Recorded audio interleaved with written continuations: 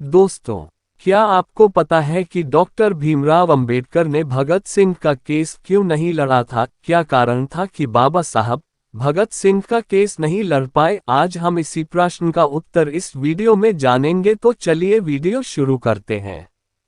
Social media पर विभिन्न लोगों द्वारा अक्सर सवाल पूछा जाता है कि डॉक्टर भीमराव अंबेडकर वकील थे तो भगत सिंह का केस क्यों नहीं लड़े थे। ये सवाल व्यंग, नफरत या आक्रोश अथवा जिज्ञासावश में पूछा जा सकता है। सवाल प्रथम दृष्टि से उचित लगता है, परंतु अक्सर इसका मकसद दुष्प्रचार करना ही होता है। इसका सटीक जवाब जानने से पहले हमें हालातों को जानना होगा। 23 मार्च 1931 को भगत सिंह को फांसी दी गई थी। ये वह दौर था जब शूद्र अतिशूद्र, या यूं कहें कि अंबेडकर जब स्कूल जाते थे तो उन्हें स्कूल के बाहर दरवाजे के पास बैठकर पढ़ाई करनी पड़ती थी। चूंकि भगत सिंह सिख थे तो उन्हें ये दंश झेलना नहीं पड़ा। शिक्षित होकर अंबेडकर जब नौकरी करने बड़ौदा गए तो उन्हें किराए पर होटल, धर्मशालाएं, कमरा तक नहीं मिला। जब वे सिडनम कॉलेज में प्रोफेसर बने तो बच्चे उनसे पढ़ने के लिए राजी नहीं हुए। ऐसे में जून 1923 से अंबेडकर ने वकालत का काम शुरू किया। उन्हें बार काउंसिल में भी बैठने के लिए जगह नहीं दी गई थी। अस्पृश्यता के चलते अंबेडकर को एक भी केस नहीं मिल पाते थे। एक गैर ब्राह्मण अपना केस हार जाने के बाद अंबेडकर के पास आए तो उनके केस की जीत ने उन्हें ख्याति दी। लेकिन वकालत अंबेडकर की रोजी रोटी नहीं थी।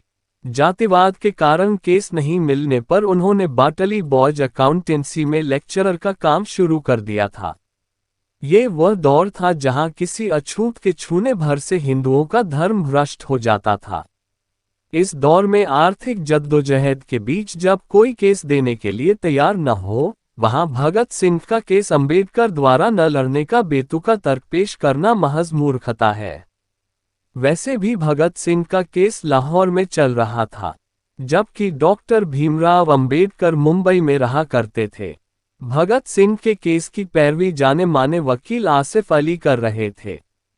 वकालत के क्षेत्र में उनका दबदबा था। ऐसे में आसिफ अली को हटाकर अंबेडकर को केस देने की कल्पना भी कोई कर नहीं सकता था।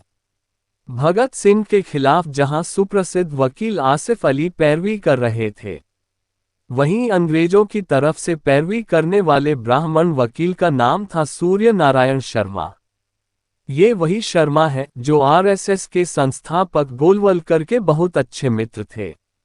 याद रहे कि अंबेडकर ने 150 वर्षों की अंग्रेजों की राजनीतिक गुलामी के मुकाबले में 2500 वर्ष से भी अधिक की सामाजिक गुलामी को नष्ट करने के लिए अपना जीवन न्यौछावर कर दिया।